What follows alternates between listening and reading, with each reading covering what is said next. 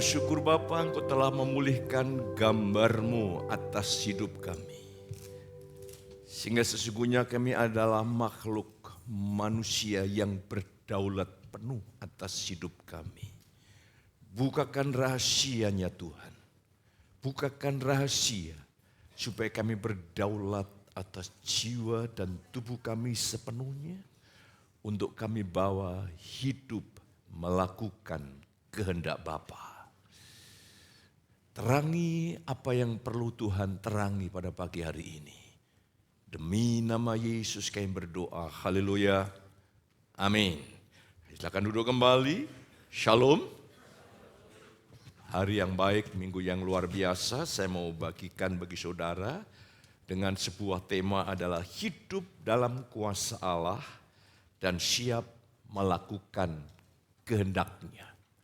Sebelumnya saya ingin mengajak saudara, apa arti keselamatan yang Tuhan telah karuniakan kepada kita.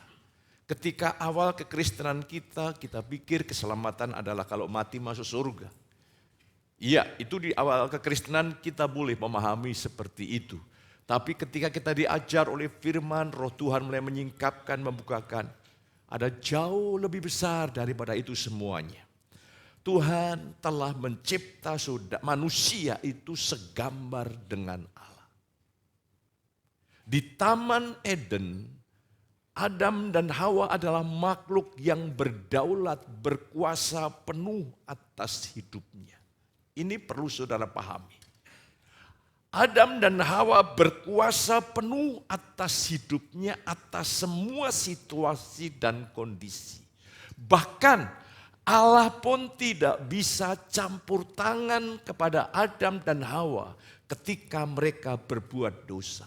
Seolah-olah Allah tidak punya kekuasaan sama sekali. Allah membatasi karena manusia itu dicipta segambar dengan Allah. Kalau Allah intervensi ilahi dalam pengertian-pengertian untuk mencoba melawan apa yang diinginkan Adam dan Hawa, tentunya Tuhan tidak menghargai dirinya yang menciptakan manusia seperti gambarnya. Hari ini saya ingin tunjukkan karya keselamatan kita dipulihkan kembali. Kita dipulihkan di dalam gambar Kristus yang luar biasa. Dan Allah pun membatasi diri. Dia tidak ingin intervensi ilahi atas hidup kita. Kalau kita menolak Dia, Allah tidak bisa berbuat apa-apa. Sebaliknya, iblis tidak akan pernah bisa bekerja di dalam saudara tanpa seizin saudara. Dosa pun tidak akan bisa masuk dalam hidup saudara tanpa seizin saudara. Ini artinya makhluk berdaulat. Ketika kita dipenuhi oleh Roh Allah, yang dipenuhi Roh Allah tidak memenuhi jiwa kita dikontrol langsung, anggota tubuh kita dikontrol langsung, tidak. Allah penuhi roh kita, Allah tanamkan kehendaknya di dalam intuisi kita, kemanusiawian kita yang sudah utuh dan lengkap ini harus meresponi apa yang Roh Allah telah tanamkan di dalam batin kita. Kita bertanggung jawab sepenuhnya di dalam kuasa Roh untuk mentaati perintah Tuhan atau menolak. Di Taman Eden Tuhan hanya memberi perintah. Ketika saudara menjadi orang yang dewasa, saudara akan bertanggung jawab penuh atas hidup saudara sehari-hari. Itu arti orang yang dewasa. Kita tidak boleh menyalahkan lingkungan untuk ketidakbahagiaan kita. Kita tidak boleh menyalahkan lingkungan untuk kekalahan kita. Karena kita ini makhluk yang berdaulat penuh. Roh Allah memenuhi kita untuk membawa kita menjadi kembali makhluk manusia segambar dengan Allah yang berdaulat penuh.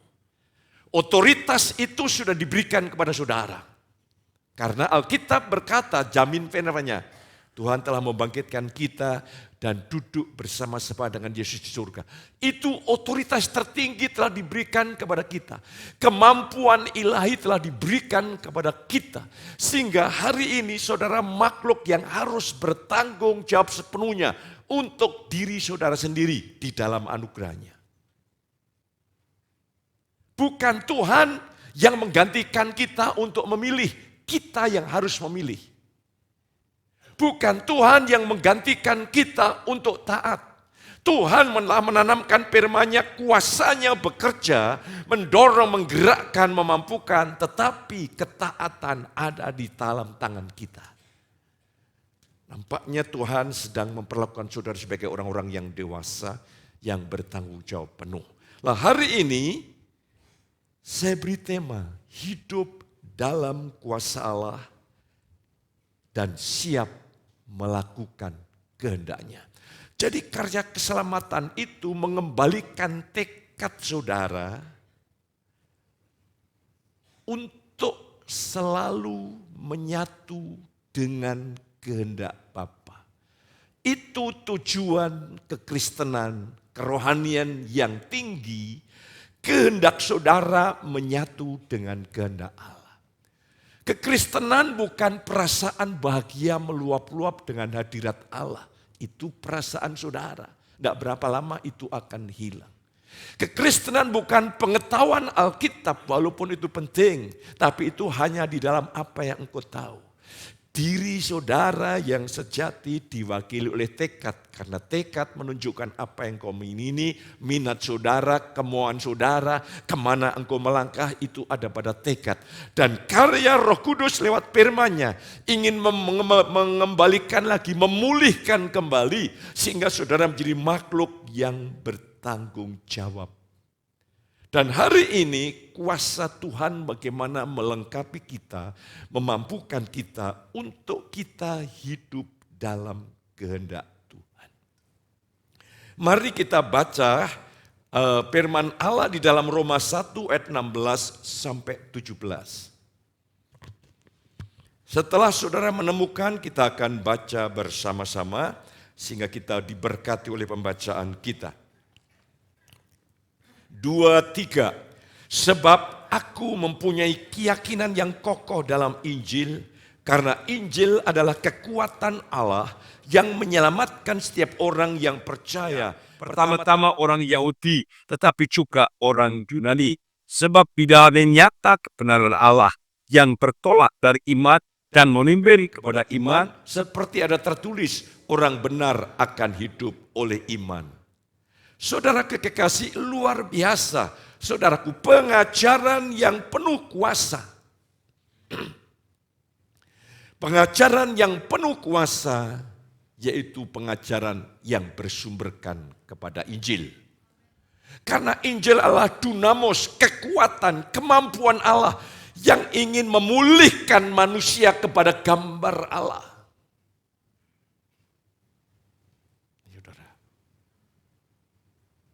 Saya yakin Tuhan ada di dalam kita semuanya. Tapi tingkat kebahagiaan yang menentukan saudara dan saya. Apakah saudara mau bergantung pada Dia, berharap kepada, bersandar kepada Dia, tetap yang bertanggung jawab adalah saudara. Mari hari ini kita tidak boleh menyalahkan lingkungan orang lain, apalagi menyalahkan Tuhan untuk ketidaktaatan kita. Tidak. Ketika saya mulai diajar Tuhan dengan prinsip kebenaran ini luar biasa. Di dalam Injil ada kuasa Allah yang bekerja untuk memulihkan gambar Allah. Untuk memulihkan manusia yang dicipta makhluk berdaulat penuh.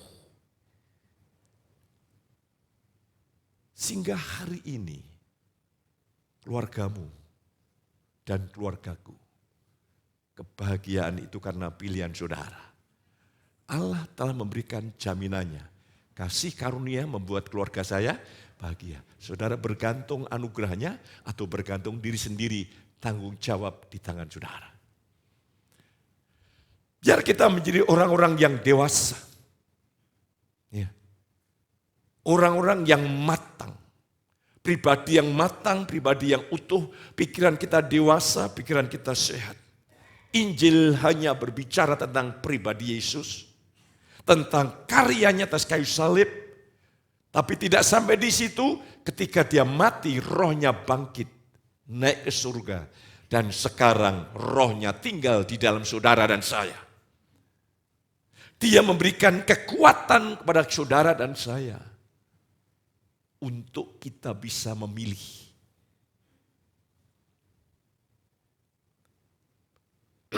Injil menuntun kita, tadi Alkitab katakan. Dia menuntun kita dari iman kepada iman. Awal kekristenan kita adalah berangkat dari iman, terus menerus kita hidup dari iman sampai akhir hidup kita. Kita hidup dengan iman. Saudara kekasih, Injil adalah kabar baik, kabar kasih karunia.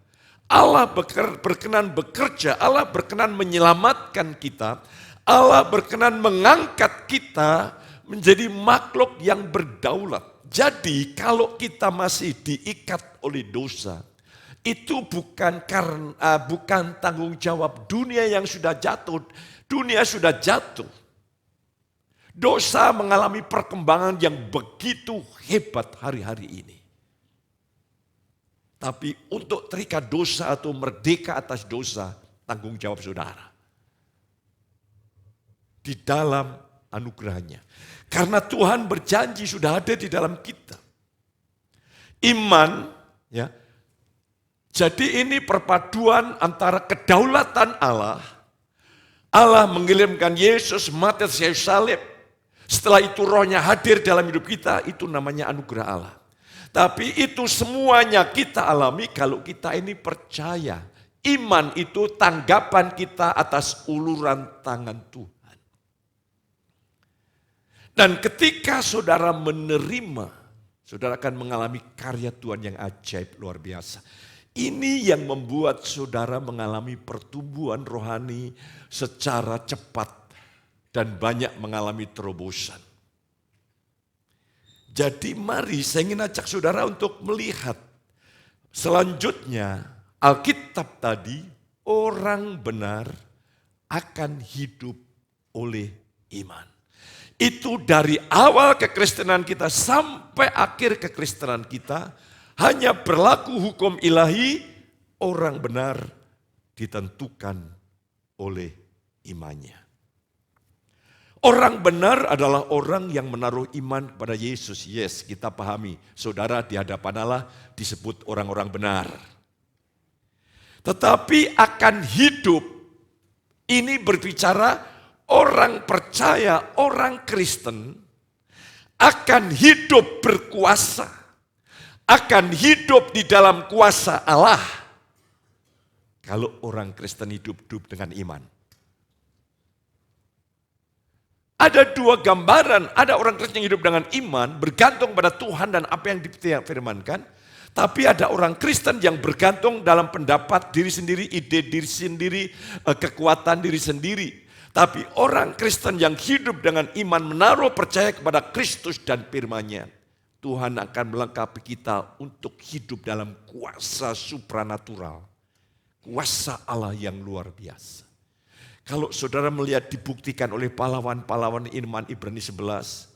Tapi dilanjutkan itu sampai ayat yang ke-40. Tapi itu tidak berhenti, dilanjutkan oleh sejarah gereja. Mereka mengalami aniaya. Para misionari-misionari itu masuk di Indonesia saja contoh. Para misionari yang masuk ke Papua, yang masuk ke daerah Batak. Sampai ada misionari yang harus mati di sana. Kekuatan dari mana mereka bisa bertahan? Karena mereka menaruh iman kepada Tuhan. Mereka diberi kekuatan sampai garis akhir yang luar biasa. Jadi saudara dan saya hari ini akan hidup dalam kuasa Allah. Kalau saudara hidup dengan iman. Jadi kita tidak melihat diri kita, tapi kita melihat penyediaan Tuhan yang tidak terbatas. Mari hari ini milikilah pengharapan saudara menjadi pribadi yang utuh. Saya bahagia itu ada dalam otoritas saya. Apakah saya mempercayai Tuhan bahwa di dalam Yesus saya sudah mengalami kepenuhan? Apakah saya percaya Kristus di dalam saya itu membuat saya tidak akan haus lagi di tengah-tengah dunia ini? Ataukah saya sedang hidup mempercayai perasaan saya yang terombang-ambing pilihan di tangan kita? Mari kita akan lihat bersama-sama bagaimana tujuan kuasa Allah bekerja hanya satu. Hidup saudara, tekad saudara menyatu dengan kehendak Tuhan. Saya sering kali mengulang lagi karena ini bukan penginjilan, ini proses penggembalaan. Hari-hari ini apakah engkau memiliki posisi rohani yang tinggi? Bukan diukur oleh berapa banyaknya engkau merasakan hadirat Allah. Berapa banyak pengetahuan Alkitab yang saudara miliki. Saudara hari ini ada dalam posisi rohani yang tinggi. Sejauh mana tekadmu menyatu dengan kehendak Tuhan? Disitulah rahasianya. Apakah saya hari-hari ini tekad saya lebih kuat untuk menyatu dengan kehendak Allah? Ataukah saya lebih kompromis? Itulah yang menentukan. Ada seorang hamba Tuhan yang bekerja sama dengan Tuhan luar biasa sampai dia berkata begini, lebih baik aku mati daripada aku hidup tidak taat. Bagaimana kekuatan Tuhan itu menjelma di dalam sebuah komitmen yang hebat. Inilah hasil karya keselamatan itu seperti ini. Jadi hari ini saudara harus bertanggung jawab tentang hidup saudara. Jatuh bangun atau terus bertumbuh, pilihan kita. Terus saya ingin mengajak saudara. Untuk apa? Karena saudara saya harus mulai bertumbuh. Kita ini bukan robot. Kita ini kawan sekerja Allah. Dalam prinsipnya Tuhan dan prinsip setan, dua hal yang berbeda. Setan itu bekerja ketika kita pasif. Setelah kita pasif, dia masuk. Dia kendalikan anggota tubuh kita. Dia kendalikan mulut kita untuk berkata-kata. Dia menjadi pengendali. Tapi Tuhan tidak menjadikan kita robot. Tuhan tuh kalau bekerja, dia ingin kita aktif. Kalau saudara dengar firman, Allah membuat kamu hidup dalam segala ketetapan Allah. Yeskiel 36 ayat 27. Oke. Masuk dalam hidup saudara. Kalau itu tidak membangkitkan minat dan keinginan saudara yang kuat, Tuhan tidak bisa bekerja apa-apa. Karena Tuhan tidak mau memaksa kehendak saudara. Tidak, Tuhan tidak mau menggagai kehendak dan pilihan saudara. Ketika firman Tuhan datang, dan itu mulai dipakai Roh Kudus untuk mengobarkan. Dan tekad saudara dikuatkan di situ. Dan saudara punya pilihan, saya sesuai dengan firman Tuhan, saya ingin hidup taat. Kekuatan Tuhan akan menopang saudara. Tapi kalau saudara kata Tuhan, tidak apa-apalah kita yang manusia. Ya dosa-dosa dikit tidak apa-apalah. Saudaraku yang kekasih, Tuhan tidak mau seperti itu. Nanti saya ingin tunjukkan firman yang lebih dalam lagi. Mari pagi hari ini mungkin sebuah shock terapi untuk melihat saudara hari ini. Makanya nanti di hadapan Allah, semua perkataan, perbuatan, pengaruh yang kita berikan pada orang Kristen yang lain, itu kita bertanggungjawabkan di dalam pengadilan Kristus. Apa pengaruh yang kau berikan kepada teman dan sahabat-sahabat saudara? Itu akan juga kita bertanggungjawabkan di hadapan Tuhan. Lah sekarang kita melihat satu kebenaran, Ibrani 11 ayat yang ke-6, tanpa iman tidak mungkin orang berkenan kepada Allah. Apa artinya? Mengapa firman Allah berkata sedemikian rupa? Iman adalah tanggapan kita menerima uluran pertolongan yang diberikan dengan cuma-cuma. Itu iman. Jadi kalau saudara, Allah sudah mengelurkan kasih-Nya, Kristus telah mati atas kayu salib dan manusia menolak Dia, tanggung jawab di dalam orang itu yang menolak Yesus. Tapi ketika orang membuka hatinya menerima Yesus, berarti orang itu bekerja sama dengan Tuhan. Karya anugerah keselamatan turun. Kalau manusia menolak Kristus, ia akan kehilangan keselamatan yang Tuhan sediakan. Ketika saudara dan saya tidak hidup dengan iman, ya, makanya tanpa iman orang tidak berkenan kepada Allah. Ini bukan menyangkut posisi kita dibenarkan loh, bukan. Tanpa iman orang tidak berkenan kepada Allah. Kalau saudara dan saya tidak beriman, saudara mengandalkan diri sendiri. Dan kalau saudara mengandalkan diri sendiri, tidak mungkin saudara sanggup melakukan kehendak Allah. Tapi ketika saudara beriman, menaruh iman kepada Tuhan, mengandalkan Tuhan, maka janji Tuhan Filipi 2 ayat 13 dalam terjemahan bahasa Indonesia sehari-hari, Allah sendiri yang bekerja di dalam saudara, yang bekerja membangkitkan kemauan sekaligus kesanggupan untuk menyenangkan Allah. Lah, disinilah iman itu. Iman itu memberikan kesempatan Tuhan bekerja melakukan bagiannya yang membuat kita bisa melakukan bagian yang harus kita lakukan, meresponi.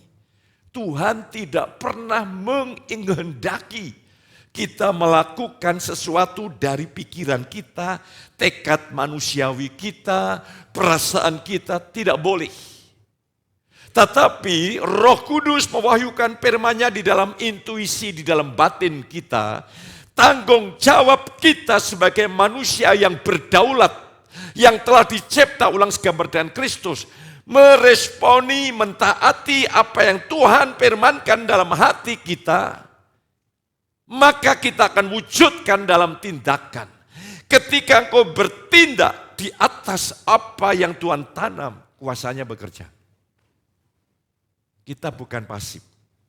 Seperti mobil. Di mobil itu ada fasilitas bisa lari 200 km per jam. Tetapi keputusan untuk menghidupkan mesin, keputusan untuk menyetir, mengendarai, itu di tangan kita. Dan ketika kita menghidupkan mesin dan kita jalan, fasilitas itu bekerja. Di dalam hidup saudara dan saya bukan sekedar mesin mobil. Motor ilahi. Mesin Allah yang maha dahsyat. Mari hari ini saya ingin mengajak saudara. Saya malah terus berdoa, berdoa Tuhan.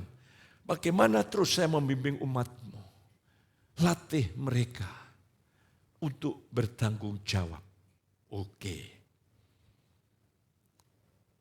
Makanya tanpa iman, orang tidak mungkin berkenan kepada Allah. Ketika saudara percaya kepada Kristus, posisi saudara dibenarkan. Tapi ketika engkau percaya kepada Roh-Nya yang tinggal dalam hidup kita, yang buat kita mau dan sanggup menyenangkan Allah, engkau bisa hidup benar di hadapan Tuhan. Tidak boleh salah satu menekankan hanya posisional di hadapan Allah. Tidak boleh juga hanya menekankan tentang perilaku moral. Dua-duanya merupakan satu kesatuan. Sehingga tujuannya adalah Kristus makin nyata lewat hidup saudara. Ibu-ibu, kau akan mengalami Kristus lewat suamimu. Kok ibu-ibu diam ya ini? Ibu-ibu, engkau akan mengalami Tuhan lewat pasanganmu. Jangan-jangan kita tidak merasakan Tuhan tapi terbalik. Apa? Tuhan. Demikian juga para suami engkau akan melihat Kristus lewat pasangan hidupmu. Itu tanggung jawab kita. Sampai kita bertumbuh sedemikian rupa. Dan hal kerajaan Allah itu seperti biji sesawi. Itu bijinya kecil kayak tidak ada artinya tidak ada maknanya. Tapi setelah biji itu bertumbuh akan menjadi pohon yang besar. Akan menaungi burung-burung, akan bisa untuk tempat berteduh. Ketika saudara makin bertumbuh dalam kepenuhan, berapa banyak orang yang ternaungi imannya lewat saudara. Berapa banyak orang yang terinspirasi melalui hidup saudara. Berapa banyak orang yang disegarkan, dikuatkan lewat hidup saudara. Ini nanti kita hadapkan di hadapan Tuhan. Sampai Tuhan berkata, hambaku yang setia. Masuklah di dalam keabadian, kebahagiaan Tuhanmu. Ini kekristenan yang benar itu seperti ini. Ada tanggung jawab penuh. Maka kita tidak boleh hidup semuanya sendiri. Kita harus juga memperhitungkan apa dampak pengaruh saya bagi orang Kristen lainnya. Apakah sikap saya, perilaku saya, kata-kata saya membangun, membangkitkan orang lain atau melemahkan. Ini yang akan kita bawa sampai kepada tata pengadilan Kristus. Makanya Paulus berkata, aku tahu takut akan Tuhan. Makanya aku menguasai tubuhku sedemikian rupa. Supaya aku setelah memberitakan Injil, jangan-jangan aku didiskualifikasi, aku kehilangan apa-apa. Mari hari ini, pagi hari ini. Itu artinya tanpa iman orang tidak berkenan pada Allah. Kalau saudara datang pada Tuhan, percayalah Tuhan itu ada. Kalau saudara sedang mengalami pencobaan, percayalah Tuhan yang memberi jalan keluar. Itulah iman, saudara kekasih. Itulah di dalam kitab Ibrani 11 ayat yang ke-6 dikatakan tadi. Tanpa iman orang tidak mungkin berkenan kepada Allah. Iman artinya kita memberikan kesempatan kepada Tuhan untuk bekerja bagi kita. Tapi iman artinya kita taat kepada Dia. Sekali lagi, iman memberikan kesempatan Tuhan bekerja bagi kita yang buat kita mau dan sanggup untuk taat. Berarti iman tanpa perbuatan mati, iman yang benar akan menghasilkan tindakan. Tindakan ini pekerjaan Allah yang mendorong kemauan saudara sekaligus kesanggupan untuk mentaati Dia. Tetapi ingat, saudara bukan robot. Saudara adalah kawan sekerja Allah. Dia kuatkan saudara. Dia tanamkan itu firman-Nya. Dia mampukan saudara, tapi tanggung jawab untuk mengekspresikan, untuk mengeksekusi, untuk bertindak sesuai dengan firman yang Tuhan ditanam dalam hati kita. Itu tanggung jawab kita. Makanya bagi orang yang beriman itu ada berkat yang luar biasa. Jangan sampai iman hanya kita pahami separuh, dibenarkan di hadapan Allah. Itu sebagian posisional. Itu namanya kebenaran yang objektif. Lah kebenaran yang objektif itu dalam bahasa teologi harus menjadi kebenaran yang subjektif. Artinya kebenaran itu kita terapkan dalam hidup sehari-hari. Saya adalah orang yang kudus di hadapan Allah, itu posisional. Tetapi hidup yang kudus di hadapan Allah ini saya terapkan dalam hidup sehari-hari. Saya harus hidup kudus, bukan melakukan apa yang cemar. Itu artinya kerjakanlah keselamatanmu dengan takut dan gentar. Ketika saudara dan saya hidup dengan iman, saudara dan saya akan diperkenan oleh Tuhan. Itu jalan Tuhan.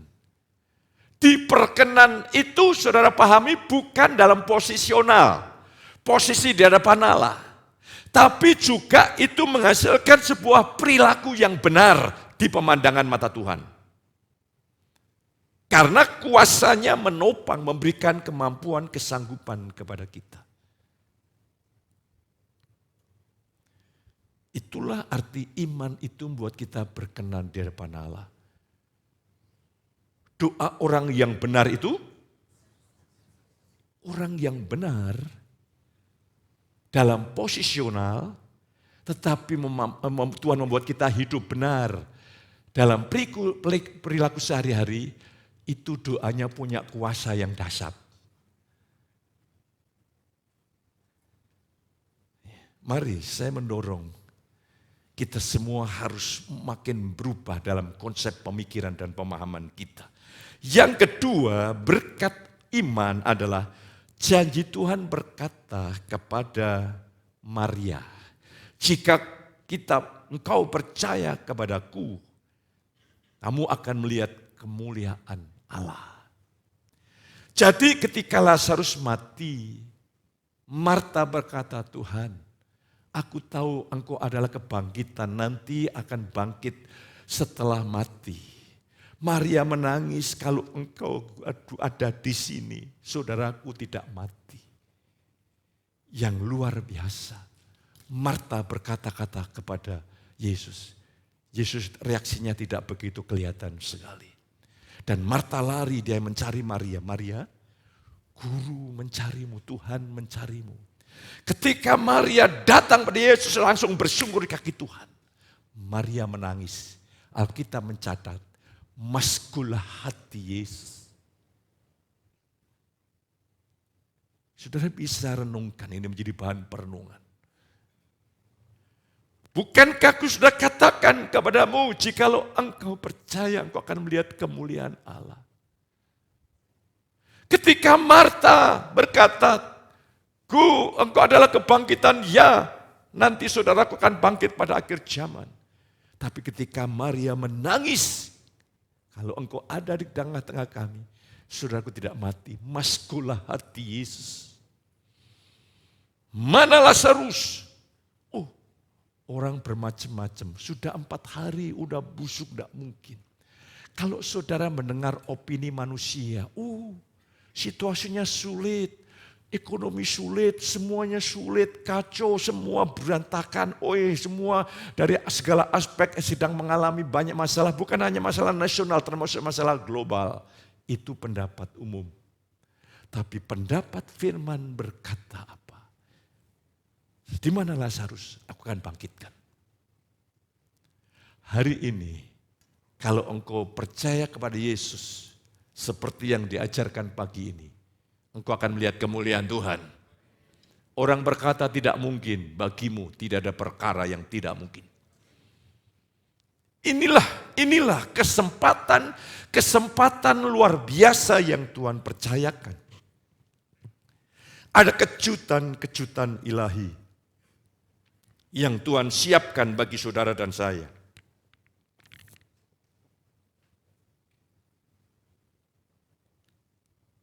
Mari lihat, ketika saudara menghadapi masalah, di sana ada ujian iman. Apakah engkau melihat masalahmu terlalu berat, terlalu besar, terlalu hebat? Apakah di tengah-tengah masalah engkau melihat Yesusku sangat hebat dan luar biasa? Tetap pilihan di tangan saudara. Dan bagi orang yang beriman, bukan iman yang posisional, yang objektif, tapi juga yang subjektif, iman yang diterapkan dalam pengalaman hidup sehari-hari, iman itu akan membuat Tuhan bergerak.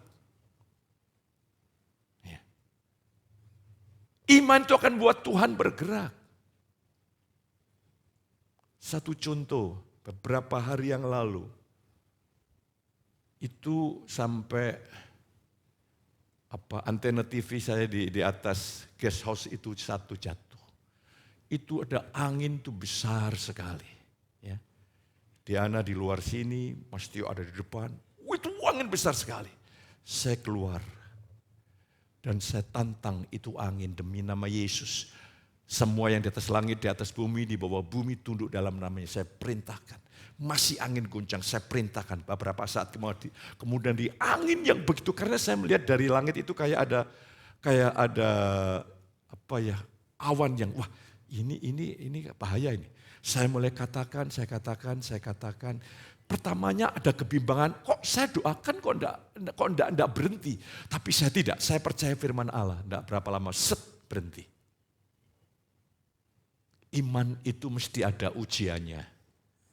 Hanya iman yang teruji seperti emas murni yang harganya mahal. Kalau engkau percaya, engkau akan melihat kemuliaan Allah. Harapkan ini menjadi pengharap. Saudara harus mengharapkan. Saudara tidak lagi dikondisikan, dikendalikan oleh perasaan terpuruk melihat nasib saudara, keadaan saudara, situasi saudara. Tapi engkau melihat firman Allah, aku akan melihat kemuliaan Allah. Itu pasti terjadi, katakan amin. Imanmu membuat Tuhan bergerak. Terus selanjutnya, yang ketiga, saudara dan saya akan mengalami pemeliharaan Tuhan yang real. Tidak semua orang Kristen dipelihara Tuhan. Karena kita pengkhotbah, kalau kamu menabrak tembok, keluar dari tembok, Tuhan tidak bisa pelihara. Maka ular memagut. Tapi di dalam 1 Petrus 1 ayat yang kelima, ada satu kebenaran yang luar biasa. Dikatakan di sana, yaitu kamu yang dipelihara dalam kekuatan, dalam kuasa Allah, karena imanmu. Jadi kalau saudara ingin mengalami pemeliharaan Tuhan yang total di dalam hidupmu, di dalam anggota keluargamu, pastikan engkau berdiri dengan iman. Iman yang bukan sekedar persetujuan intelektual. Iman yang mempengaruhi seluruh totalitas hidup kita. Tuhan pasti pelihara. Tuhan pasti pelihara. Saudara yang membutuhkan dana untuk kuliah anakmu. Dan saudara sudah berpikir, aduh, kelihatannya kok berat ya. Kalau engkau ingin memiliki pemeliharaan Tuhan oleh imanmu. Hari ini imanmu bangkit. Amin. Engkau bukan menjadi penonton tapi yang mengalami realita Tuhan. Saya ingin mengajak saudara hari ini. Mengajak saudara hari ini. Jadilah orang Kristen yang tangguh di dalam iman. Tidak tanggung istilahnya gitu loh. Sungguh-sungguh tidak juga tidak. Suam-suam atau mendua hati tidak akan mendapat bagian dalam hidupnya. Yang keempat, saudara dan saya diberi keyakinan oleh Roh Kudus bahwa di dalam Filipi 2 ayat 13, Tuhan berjanji membuat saudara mau. Jadi Tuhan itu bekerja pertama-tama mendorong saudara kekuatan mau. Untuk saudara meresponi. Setelah saudara meresponi, Allah mulai karena saudara bekerja sama dengan Tuhan, maka kemampuan ilahi akan diwariskan kepada saudara. Engkau mampu hidup di dalam kehendak-Nya. Yang kelima, iman mengalahkan dunia. Saudara dan saya pada mengalahkan dunia, yaitu di dalam dunia itu keinginan daging, keinginan mata, keangkuhan hidup. Lah saya ingin mengajak saudara untuk melihat hari ini, saudara yang kasih, keinginan dunia. 1 Yohanes 5:4, sebab semua yang lahir dari Allah mengalahkan dunia. Dan inilah kemenangan yang mengalahkan dunia, iman kita. Peperangan yang saudara hadapi dunia di sini yang dimaksud adalah sebuah sistem. Sebuah masyarakat, sebuah sistem yang mengkoordinir masyarakat hidup tanpa Allah, tanpa Kristus, terpisah dari Allah. Itulah yang disebut dunia di sini.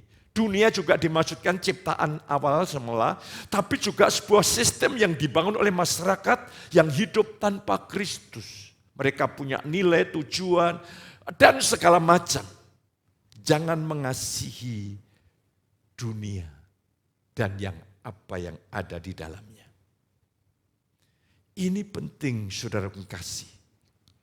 Ini adalah sarana iblis. Ingat, semua yang ada dalam dunia ini karena dosa Adam ada di bawah kekuasaan iblis. Iblis tahu hal ini, iblis tahu posisinya akibat kejatuhan Adam. Dia mulai menghadapi Yesus. Kalau engkau menyembah aku, kerajaan dunia aku berikan kepadamu. Itu betul-betul bukan, iblis itu bukan bohong. Makanya saudara melihat di tempat-tempat orang mencari kekayaan di tempat-tempat tertentu, itu bisa dilakukan oleh iblis. Itu ada di dalam area kekuasaan iblis.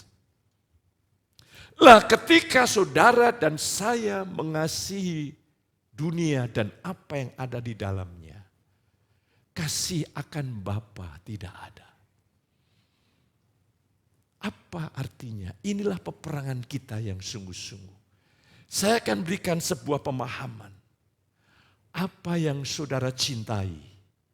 Sekali lagi, apa yang saudara cintai itu membuktikan milik siapakah saudara. Milik Yesus atau milik setan. Kata barang siapa yang mencintai dunia. Janganlah kamu mengasihi dunia, mencintai dunia, itu adalah bentuk imperatif present. Jangan kamu terus-menerus mencintai dunia dan apa yang ada di dalamnya. Jika orang mengasihi dunia itu dalam bahasa Yunania disebut third class conditional, ya, itu dari kata subjunctive, itu adalah kemungkinan tindakan. Jadi ada orang Kristen, mungkin dia bertindak mengasihi dunia dan segala isinya. Yang lain orang Kristen itu mengasihi Tuhan dengan segenap jiwa, dengan segala kekuatan dan segenap hati.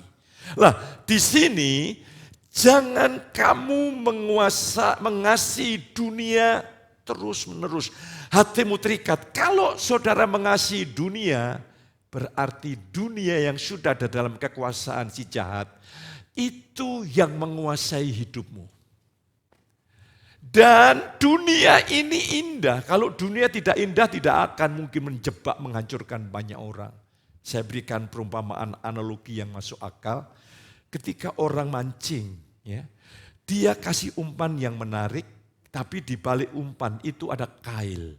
Itulah iblis memperangkap dunia ini menjadi indah, menarik, mempesona, mengikat, memikat. Tapi di balik itu ada kail. Makanya ini keinginan daging, keinginan mata, keinginan dunia itu cukup untuk menghentikan orang-orang Kristen tidak mengasihi segenap kekuatan, dengan segenap jiwa, dengan segenap hati. Itu tuntutan hukum Taurat. Di dalam kasih karunia tuntutan itu ditambahin lagi dengan rohnya menyanggupkan kita menggenapi tuntutan itu. Berarti Tuhan ingin saudara mengasihi Yesus dengan segenap hati, dengan segenap kekuatan, dengan segenap jiwa, dengan segenap pikiran. Kalau kita tidak mengasihi sedemikian rupa, saudara sedang menyia-nyiakan anugerah yang bekerja dalam hidup saudara. Tidak, kita ya pokoknya orang Kristen yang biasa-biasa. Makanya sebagai para bapak-bapak suami yang luar biasa semuanya. Kalau engkau mengasihi, mencintai istrimu, maka hatimu dimiliki siapa? Istri kita. Maka tidak ada tempat bagi yang lain. Istri kita bisa tanda kutip cemburu, karena dia tahu suaminya adalah miliknya dan tidak boleh dimiliki yang lain. Maka itu bagian dari cemburu, jangan sampai 1 Korintus 3, kasih itu tidak cemburuan, konteksnya berbeda bro. Maka istri saya juga cemburu. Dia bisa lembut seperti jelly, tapi bisa seperti macan yang giginya tajam sekali. Maka saya harus menjaga. Ya. Kalau mulai bergaul dengan ibu-ibu yang muda, saya jaga. Hubungan sama kamu aja.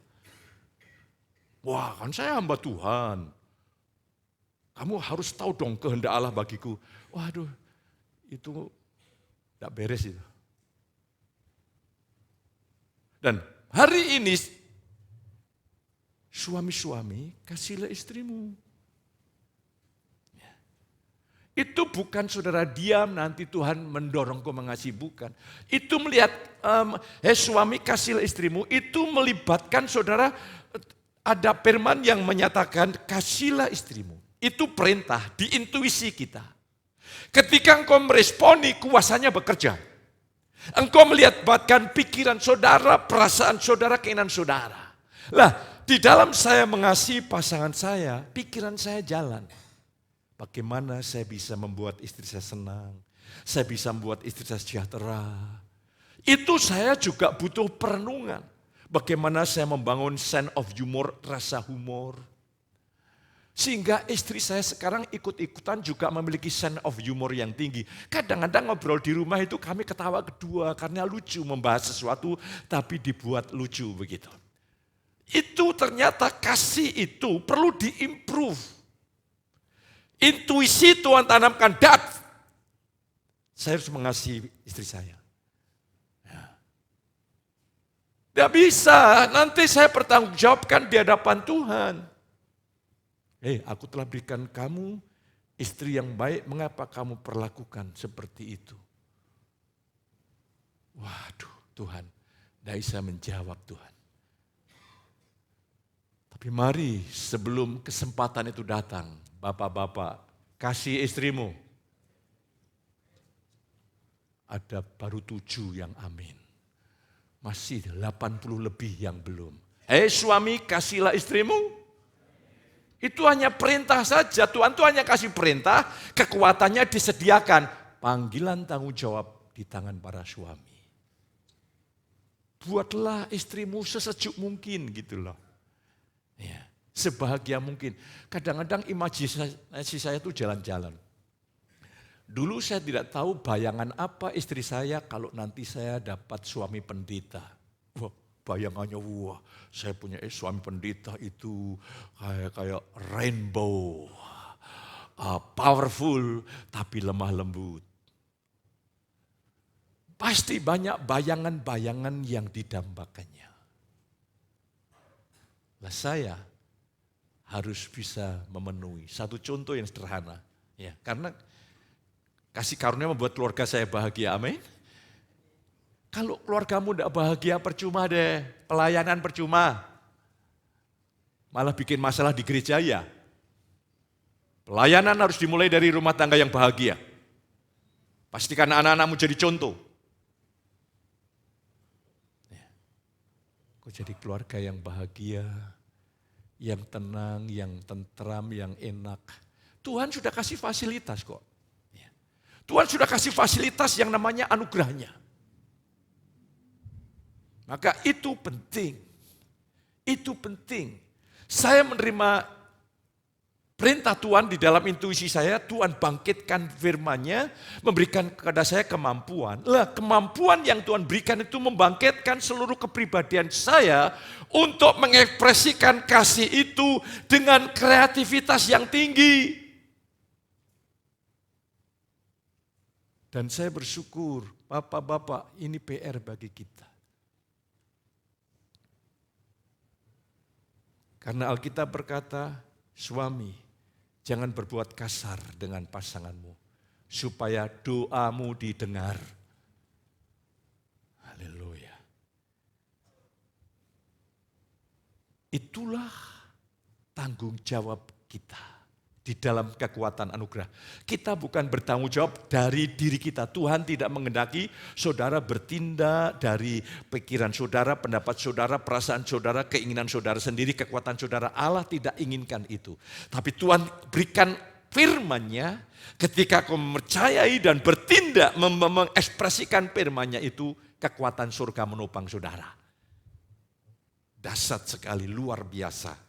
Selanjutnya, betapa pentingnya iman bagi kita. Setelah memahami pentingnya iman bagi anak-anaknya, saudara harus tahu bagaimana cara memupuk iman. Kalau engkau tidak beriman, bangsa Israel tidak bisa masuk tanah Kanaan. Engkau tidak menggenapi janji-janji Tuhan yang luar biasa. Karena Tuhan tidak memaksa berkat-Nya turun atas saudara. Iman itulah jembatan untuk kita menerima anugerah Tuhan. Lah sekarang bagaimana kita memupuk iman? Lah inilah yang saya ingin sampaikan bagi saudara. Cara memupuk iman yang pertama, saudara dan saya harus merendahkan hati. Di dalam kitab Matius 1 ayat yang ke-25, pada waktu itu berkatalah Yesus, aku bersyukur kepadamu Bapa Tuhan langit dan bumi. Karena semuanya itu engkau sembunyikan bagi orang bijak dan orang pandai, tetapi engkau nyatakan pada orang kecil. Apa artinya? Yesus ditolak di Kapernaum, di Betsaida. Ditolak mentah-mentah, Yesus bikin mujizat di sana. Tapi ketika Yesus ditolak, dia berkata, aku bersyukur Bapa. Memang rahasia tentang diriku, engkau sembunyikan bagi orang yang merasa bijak, merasa pandai. Tapi kau nyatakan kepada Nepios, anak kecil yang penuh kebergantungan dan yang sederhana. Makanya banyak orang mendengar firman kasih karunia tidak bisa nangkap.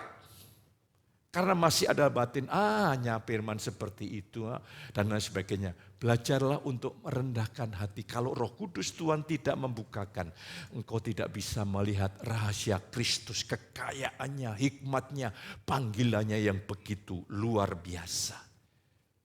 Poin untuk imanmu bertumbuh, belajarlah rendah hati. Betul-betul saya pun makin merendahkan hati di hadapan Allah. Ya. Tuhan, kalau engkau tidak menyingkapkan, aku tidak bisa paham. Yang kedua, cara memupuk iman adalah saudara saya harus rindu mendengarkan firman Kristus. Karena iman timbul dari pendengaran dan pendengaran oleh firman Kristus. Jadi hari ini saya jelaskan, ini tanggung jawab kita. Iman itu datang tidak saya khotbah. Bagaimana iman itu mendarat datang dalam hidup saudara pribadi. Bagaimana mendengar firman sampai saudara dan saya memperoleh iman. Pertama rendah hati, yang kedua saudara dan saya harus berusaha untuk dapat memahami firman. Hanya ketika engkau paham, iman itu datang. Karena ingat, kita bukan robot. Kita ini adalah kawan sekerja Allah. Saya perlu dalami, baru Roh Kudus bisa kerjasama dengan saya. Tuhan melihat saya serius, Tuhan melihat saya sungguh-sungguh, anugerahnya dilimpahkan, dicurahkan. Baru saya paham. Dan banyak kali saya memahami firman ketika saya punya jam-jam doa pribadi di hadapan Tuhan. Jadi pentingnya care group. Ini anugerah yang besar bagi jemaat. Saudara di sana untuk belajar memahami apa arti iman. Mengenal Yesus bagaimana.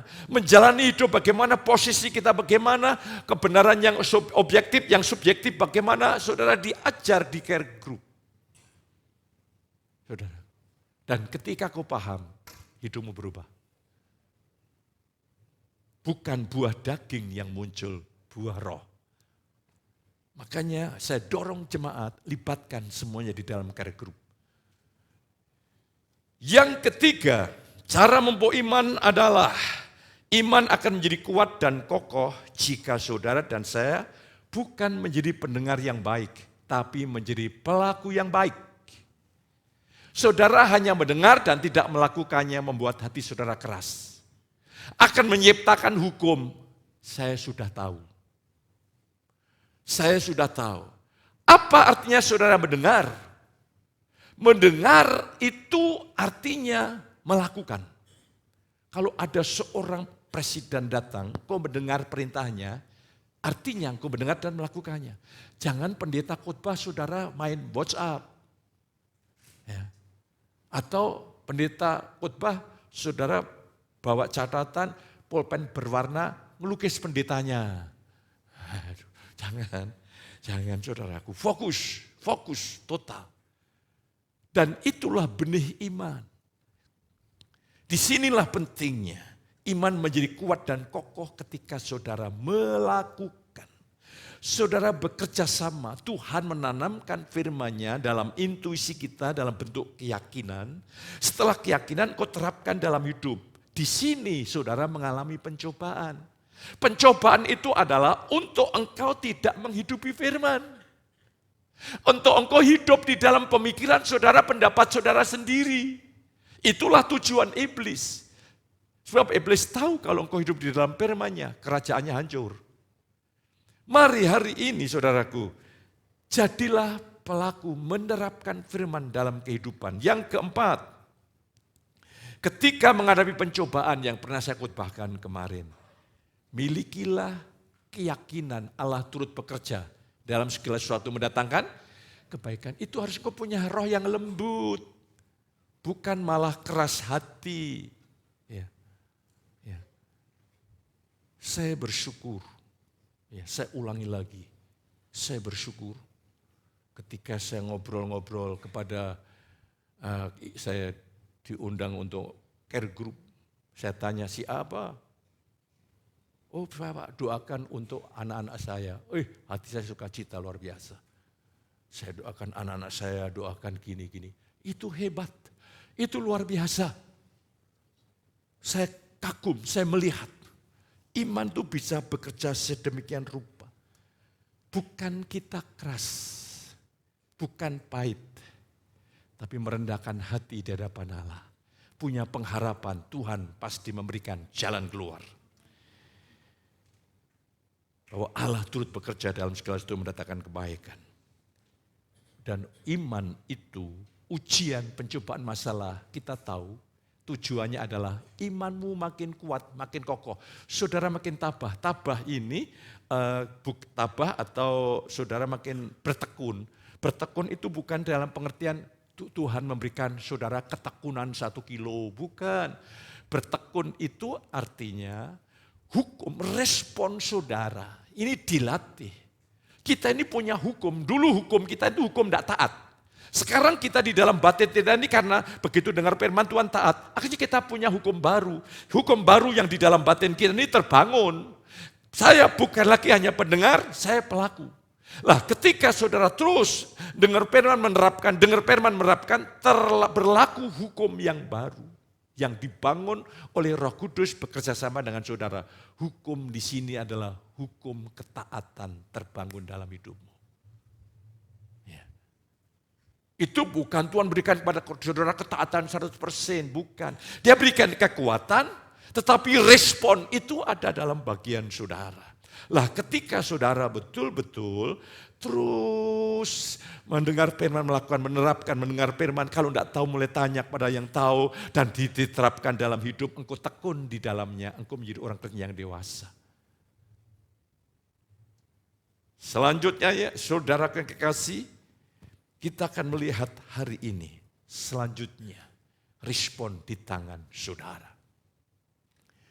Pagi hari ini makanan keras. Ini adalah sebuah keseimbangan dengan pengajaran kasih karunia. Sebab kalau saya mengajak saudara, hidupku bukan lagi melakukan Kristus.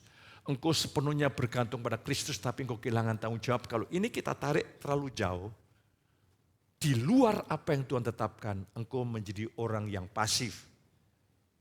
Harus kerjasama antara Tuhan yang berdaulat, kita yang berdaulat. Dan saudara pagi hari ini Tuhan buat engkau menjadi pribadi yang utuh. Ketika engkau berkata, Bapa, terima kasih untuk anugerahmu, engkau telah memerdekakan aku, membebaskan aku menjadi pribadi yang utuh. Sekarang Tuhan, aku mentaati engkau dengan rela, dengan sukacita karena aku mengasihi Yesus. Tuhan berkata, kau anakku yang matang, yang dewasa. Aku taat bukan karena aku takut istriku. Aku taat bukan supaya aku dipuji jemaatku. Aku taat karena memang aku memilih untuk taat Bapa. Karena aku tahu firman-Mu itu yang terbaik, yang paling benar. Saya berdoa supaya saudara menjadi pribadi yang matang, yang dewasa. Suami yang dewasa dan matang. Karena saudara suami-suami kalau engkau ingin melahirkan keturunan-keturunan yang diberkati Tuhan. Jadilah suami-suami yang takut akan Tuhan. Maka hasilnya luar biasa. Ya. Mari pada hari ini, kalau iman itu di pengetahuan hanya menghasilkan wacana, ngomongnya pinter tapi prakteknya tidak ada, istilahnya tuh apa itu? Artinya apa? Tuh. Ya. No action, talk only. Itu bukan iman, itu guru agama. Iman itu saya tahu firman, saya hidup di dalam firman. Itu luar biasa. Itu akan mengguncang surga, saudaraku. Yang terakhir, seandainya Tuhan berjalan dari Semarang, seandainya ini imajinasi, dia berjalan ke Pati. Ketika berjalan di atas kota kudus, dia melihat imanmu. Yesus terpaksa berhenti. Dia akan berkata, imanmu aku perlu pernah jumpai iman sebesar kau. Maka hari ini mujizat besar terjadi atasmu. Itulah iman. Mari hadirkan hal-hal yang mustahil terjadi dalam hidupmu, keluargamu, dan keturunanmu. Tuhan menolong, Tuhan berkati, mari kita tundukkan kepala di hadapan Tuhan. Kuasa surga menopang setiap hidup saudara. Roh Tuhan membuat engkau berdaulat penuh. Iblis pun tidak akan masuk tanpa seizin saudara. Kesusahan, kegelisahan, ketakutan, kecemasan tidak akan masuk tanpa seizin saudara. Di dalammu ada kehadiran Tuhan yang sangat luar biasa. Engkau mulai hari ini akan mengalami kelimpahan yang begitu luar biasa, melimpah keluar dan memberkati banyak orang lewat hidup saudara. Angkat tangan saudara, pulanglah pada pagi ini dengan segala kelimpahan berkat Bapa, kemurahan, kebaikan, kebajikannya, kasih sayang Tuhan Yesus lewat persekutuan Roh yang Kudus, melimpah saudara ini pagi sampai selama-lamanya. Yang diberkati katakan sama saya.